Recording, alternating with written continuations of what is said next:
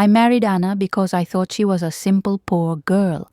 She wore old clothes, lived in a small street, and spoke with a soft voice. I believed she had nothing but love, and that was enough for me.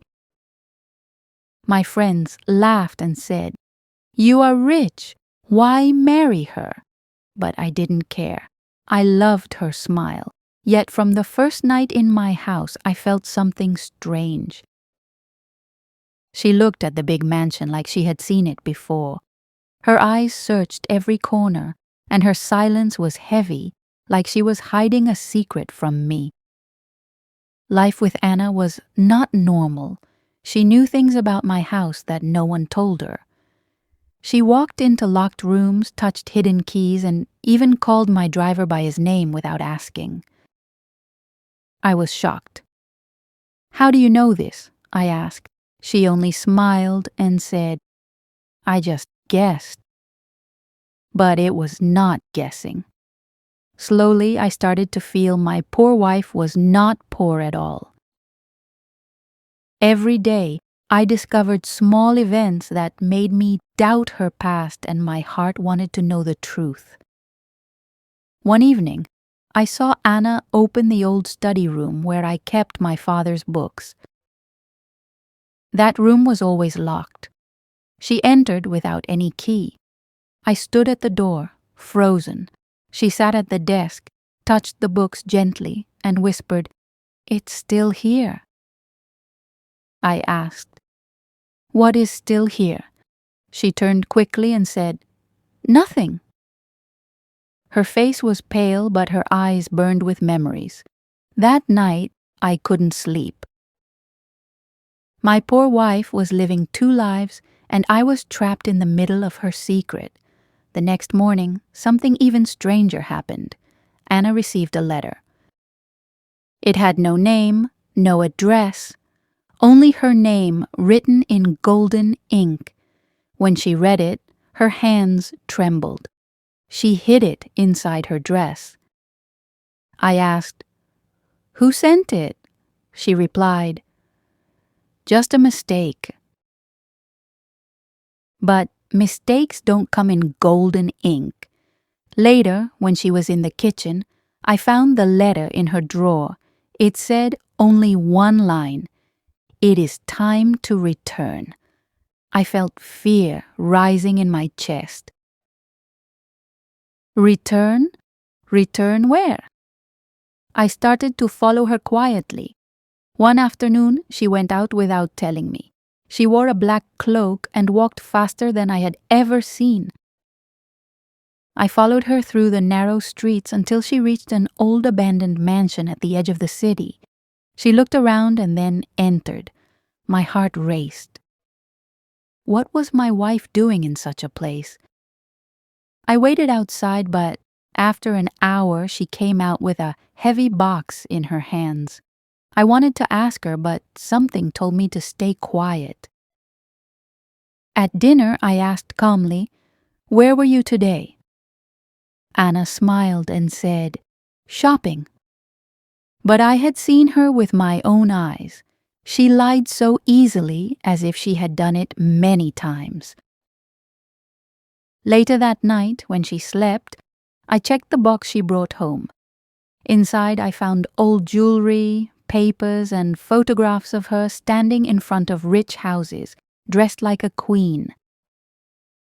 My heart shook. My poor wife was not poor. She was hiding a past of wealth and maybe more than that. The photographs showed her as a child, standing with a man in a black suit. His face was sharp, his eyes cold. On the back of the picture, words were written, "Lord Richard's daughter." My head spun. Lord Richard was a powerful man, feared and respected. How could Anna be his daughter? She had told me her parents were poor and dead. I felt betrayed. That night, I confronted her. "Who are you really?" I asked. Her lips trembled, but she whispered, "Please, don't ask me now." Days passed and Anna became more distant. She started meeting strangers near the garden, always when I was away. I once heard her speaking in a language I didn't understand. She carried books filled with codes, maps, and family seals. The more I tried to understand, the more the mystery grew. Was she planning something? Was she in danger? Or was I the one in danger for marrying her? My love was strong, but my fear was stronger. My wife's life was like a puzzle, and I had only a few pieces. One rainy night, I heard noises in the hallway. I rushed out and saw shadows moving near the study room. Anna stood with 3 men in dark coats. They whispered fast. When they saw me, the men disappeared into the night like ghosts. Anna tried to calm me, saying, "They are family friends." But no family friend enters secretly at midnight. I demanded answers. She held my hand tightly and said, "Trust me, I am protecting you." But from what? And why was she hiding everything from me? The more I pushed, the more dangerous things became. One evening, a man followed me on the street. He handed me a note and vanished. The note said, "Do not trust your wife. She belongs to us." My blood turned cold. Belongs to us. Who were they? I rushed home, but Anna was waiting at the door, her face calm, her eyes unreadable. She asked, "Did someone talk to you?" I lied and said no, but deep inside I knew I was already part of a game bigger than me. I started to remember little signs. Anna never feared darkness. She never asked for money. She never seemed surprised by rich guests at our house. She moved through life like someone who already had everything. My poor wife had lived a life I knew nothing about. But why leave it? Why marry me? The questions burned inside me, and each day I felt my mansion, once safe and warm, had become a stage for secrets too heavy to hold. Finally, I found courage. I searched the hidden box again and found a letter under the jewelry. It said, "The family will rise again, and the bloodline must not break." Suddenly, everything connected. Anna was part of a lost, rich family, maybe even a dangerous one. Her marriage to me was not just love, it was part of something larger. When I showed her the letter, her face turned pale. She whispered, "Now you know." But she refused to say more. One stormy evening, the truth almost broke out. Men came to our house, demanding Anna. They shouted, "She is ours." I stood in front of her, ready to fight, but Anna screamed, "Leave him out of this." They left, but their threat hung heavy in the air.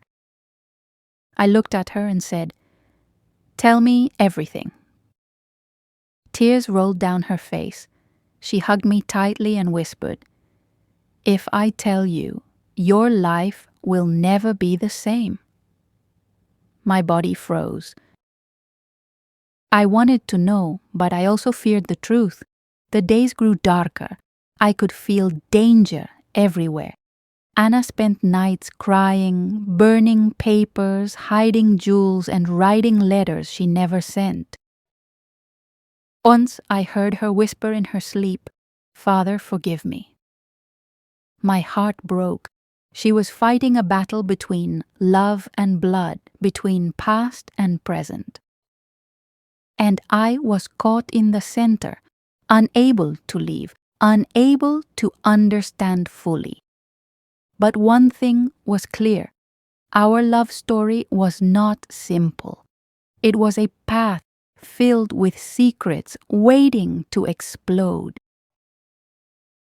Now I sit here writing this, asking myself, who is Anna really? A poor wife who loved me, or a hidden princess carrying the weight of a dangerous family?